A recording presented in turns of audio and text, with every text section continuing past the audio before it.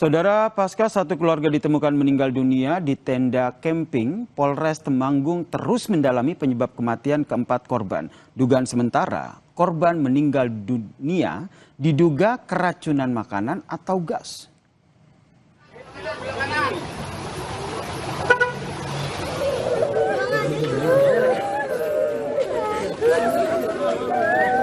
Usai melakukan olah TKP di salah satu tempat wisata di Temanggung, Satreskrim Polres Temanggung masih menunggu hasil lapor untuk memastikan penyebab kematian satu keluarga ini. Untuk dugaan keracunan gas, menurut polisi, hal itu diperkuat dengan temuan kompor portable di teras tenda. Kemungkinan asap dari memasak tersebut masuk dan terperangkap di tenda sehingga terhirup para korban.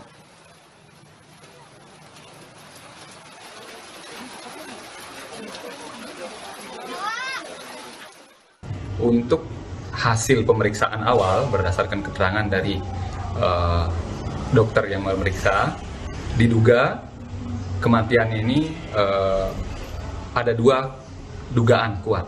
Yang pertama diduga karena keracunan makanan dan yang kedua diduga karena keracunan gas hasil pembakaran. Satu set kompor gas portable, satu tungku tanah liat untuk membakar briket, dan pemeriksaan terkait dengan sisa-sisa makanan. Salah satu korban meninggal dunia dalam camping di Temanggung merupakan mahasiswa UGM saudara jurusan sastra Prancis bernama Bagas Amar Hakiki. Dekan Fakultas Ilmu Budaya Setiadi mengaku terkejut dengan kabar meninggalnya Bagas. Menurutnya saat kejadian itu masih dalam musim liburan. Bagas sendiri dikenal aktif dan menjadi ketua unit fotografi di UGM. Berbagai prestasi juga sempat diraih oleh Bagas di sejumlah ajang lomba.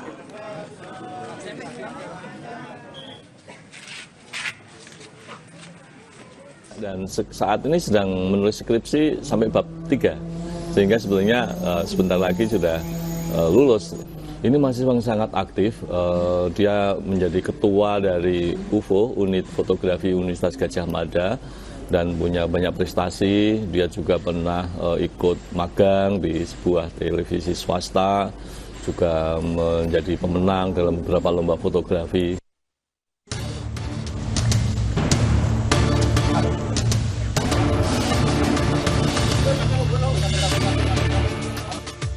Misteri kematian 4 anggota keluarga asal Ambarawa, Kabupaten Semarang yang ditemukan tewas di dalam tenda glamping safari kawasan wisata alam Posong, Temanggung, Jawa Tengah mulai menemukan titik terang. Berdasarkan hasil penyelidikan sementara, polisi menduga keempat korban mengalami keracunan dari gas portable yang digunakan untuk memasak atau keracunan makanan yang dimasak di depan tenda tempat menginap. Meski begitu, polisi tak menemukan bekas sisa makanan yang dimuntahkan.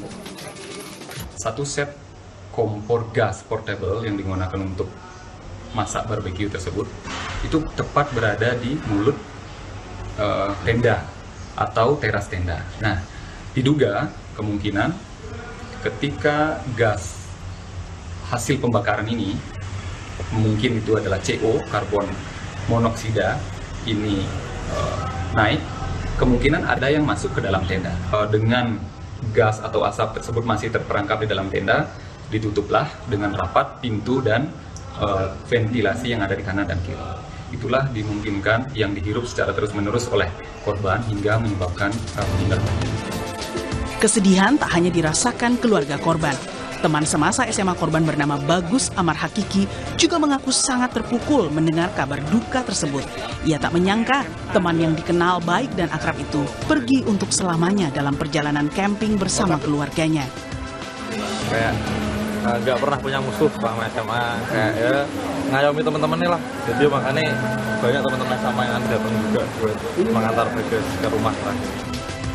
Meski sejauh ini polisi masih menduga keempat korban meninggal akibat keracunan gas atau makanan, hasil lapor berupa uji sampel serta olah TKP akan menjawab teka-teki penyebab satu keluarga meregang nyawa di dalam tenda glamping. Tim Liputan Kompas TV.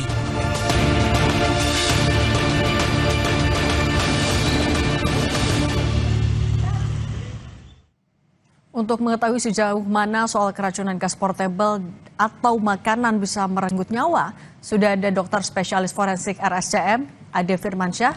Dokter Ade, selamat petang. Selamat petang.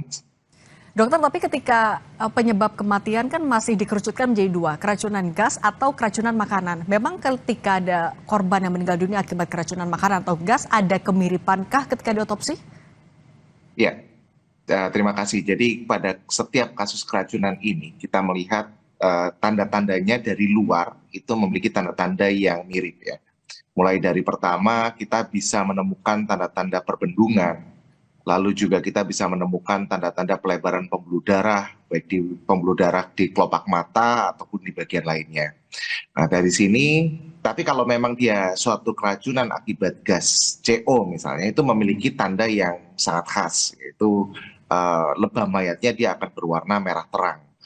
Karena apa? Karena sebetulnya gas CO ini seperti tadi kalau misalnya kita lihat kita tilik dari temuan di TKP yang dijelaskan itu memiliki adanya pembakaran ya, seperti melakukan bakar-bakaran ya, maka gas yang dikeluarkan adalah akan menjadi gas CO2 dan CO ini akan memiliki tingkat afinitas atau ikatan dengan hemoglobin atau zat merah darah itu 250 kali lebih kuat daripada oksigen, sehingga di sini mengakibatkan darah itu mengandung banyak oksigen tapi sebenarnya oksigennya tidak terikat dengan hemoglobin, sehingga dia akan akhirnya sel-sel tubuh itu tidak bisa menggunakan hemoglobinnya. Akibatnya darah berwarna merah terang, tubuh pun berwarna merah terang. Dan ini akan kita temukan juga pada saat kita lakukan otopsi. Organ-organ tubuh juga berwarna merah terang. Dan kalau misalnya juga benar dia menghirup gas, maka kita akan melihat sisa jelaga di dalam saluran pernafasannya. Seperti itu. Jadi ini yang akan menunjukkan apakah benar orang ini meninggal akibat gas karbon monoksida. Untuk menegakkan apakah benar dia meninggal akibat keracunan gas monokarbon monoksida atau meninggal akibat keracunan makanan, maka kita kembali lagi secara forensik menegakkan diagnosis kematian akibat keracunan itu memerlukan beberapa hal. Yang pertama, kita harus ada namanya anamnesa kontak ya. Jadi memang benar tempat kejadian perkara itu ada menghirup atau mengonsumsi atau adanya zat racun itu masuk ke dalam tubuh. Seperti tadi misalnya ada cerita bahwa CO-nya itu ada terperangkap di dalam ruang tendanya atau juga adanya sisa makanan yang sudah dimakan. Maka ini harus dilihat apakah memang betul itu mengandung zat racun. Kedua, kita akan melihat adanya zat yang masuk ke dalam tubuh ini. Sisa misalnya kayak zat karbon monoksida itu kan masuknya melalui saluran pernapasan. Maka kita akan melihat adanya jelaga di dalam saluran pernafasan. Lalu juga kita cek lambungnya untuk mengetahui adanya sisa makanannya tadi.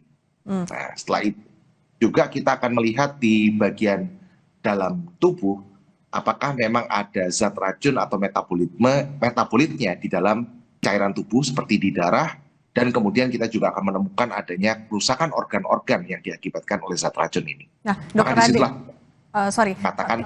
Tapi kalau misalnya kita berbicara soal kasus yang kemarin, ketika misalnya sedang ada masak, seberapa besar kemungkinan asap itu memang bisa terperangkap di sebuah tenda? Karena kan kita bayangannya ini juga sekaligus untuk edukasi, tenda kan tidak betul-betul tertutup rapat. Apa memang tetap seberbahaya itu, Dok?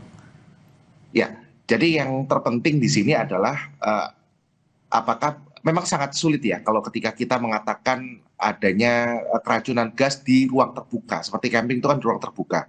Tapi sebenarnya tenda itu kita bisa mengatakan sebagai semi open.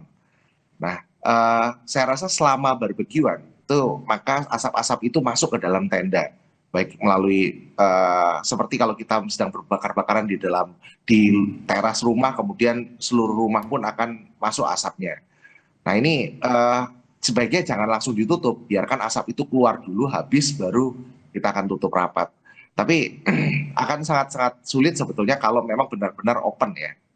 Tapi sekali lagi itu, zat CO ini memiliki afinitas 250 kali lebih kuat daripada oksigen. Sehingga ketika dia terhirup, yang pertama kali dilaksanakan orang itu akan merasa mengantuk dan lemas. Padahal semakin lama dia akan semakin terus menghirup gas CO itu dan akhirnya kadarnya semakin meningkat dan lebih dari 30% karboksi Hb di dalam darah itu sudah sangat fatal. Dokter spesialis forensik RSCM, Dr. Ade Firmansyah, terima kasih sudah berbagi edukasi buat kami. Sehat selalu, Dok. Salam sehat.